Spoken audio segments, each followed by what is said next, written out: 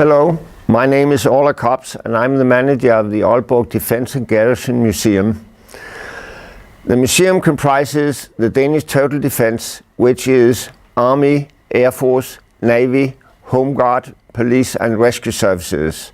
Furthermore, the museum shows comprehensive exhibitions on the Second World War and the occupation period in Denmark. The exhibition you are facing has its background in a bomber attack conducted by the Royal Air Force against the German main air base at Aalborg on the 13th of August 1940. Immediately after the occupation of Denmark on the 9th of April 1940, the Germans established 3 airfields in the Aalborg area. The primary airfield at Watton, named Aalborg West, the fighter airfield at Rørdal, named Aalborg East, and at the place where we are now, the Germans established a seaplane base named Aalborg Sea. In the summer of 1940, Hitler planned to invade England. One of the conditions for a successful invasion would be to achieve air superiority over England.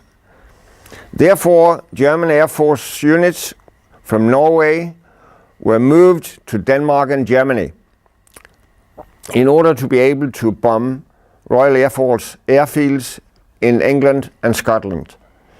At Aalborg West, 50 Junkers 88 bomber aircraft and many Junkers 52 transport aircraft were concentrated. Additionally, Messerschmitt B109Es fighters were transferred from Norway to Aalborg East, 8 of them, and others to northern Germany. For Royal Air Force, it was very important to wear down the German possibilities to operate bomber aircraft from Aalborg West and to tie down fighter aircraft to defend Danish airspace. At this early stage of World War II, Royal Air Force only had a limited number of bomber aircraft. One type was a light bomber, Bristol Blenheim. The aircraft had 2 engines and a maximum range of 2,350 kilometers. It was armed with 5 7.7mm machine guns, 2 in a turret on the top of the aircraft, 1 in the left wing, and 2 machine guns in a weapon station under the cockpit shooting backwards. The aircraft could carry a bomb load of about 600 kilos. Royal Air Force ordered 82nd Squadron to conduct an attack with 12 Blenheim Mark IV bomber aircraft against Aalborg West, with a task to destroy the runways and to destroy or damage as many aircraft on the ground as possible. 82nd Squadron was based at 2 airfields in southeast England, Botany and Watton, and with Aalborg as a target, the aircraft were close to their maximum range. With no fighter escort for the bombers during the planned daylight attack, the crews could only hope for an overcast sky all the way to the target.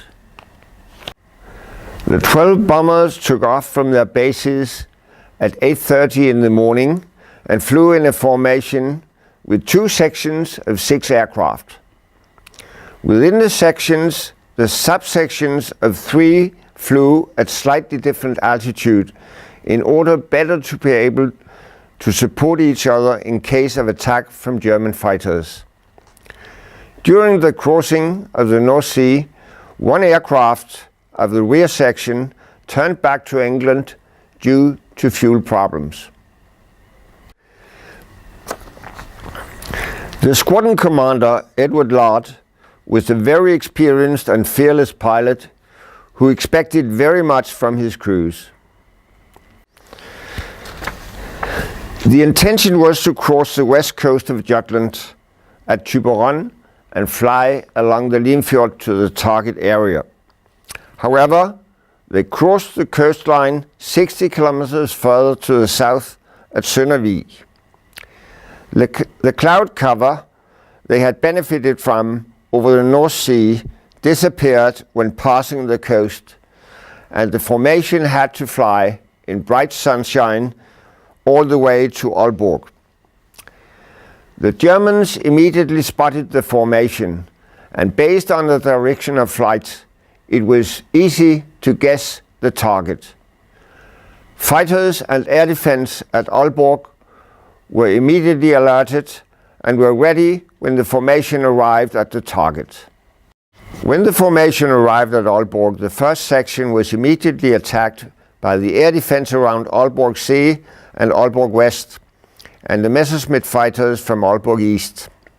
However, the first section succeeded in dropping their bomb loads of each 4 250-pound high-explosive bombs and 8 25-pound fragmentation bombs. When the 6 aircraft continued direction northwest, they were one by one hunted down by the Messerschmitt fighters and shot down. One of the bombers succeeded in getting over the Skagerrak, but the pilot realized that he couldn't make it all his way back to England, and he turned around and landed at Wust. When the second section arrived, they were all 5 taken under fire by the German air defense, assisted by the fighters, and they were all shot down on or around Aalborg West. The aircraft parts of a wreck you see in the showcases here are from one of these aircraft, which crashed in the middle of Aalborg West, where it was found in 1995. All 11 aircraft were shot down.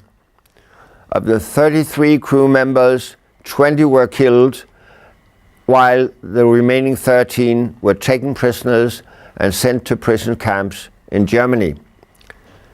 Several of the survivors were severely wounded.